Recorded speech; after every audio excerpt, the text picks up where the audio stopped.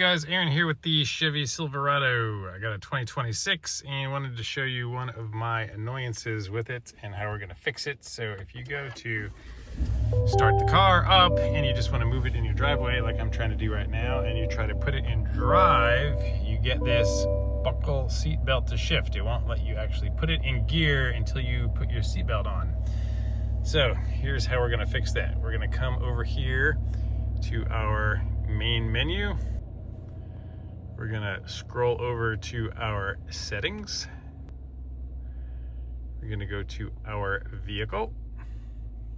We're gonna turn off this buckle to drive feature. There we go. Now, next time I start the car, I will be able to move it around in my driveway without having to put my seatbelt on.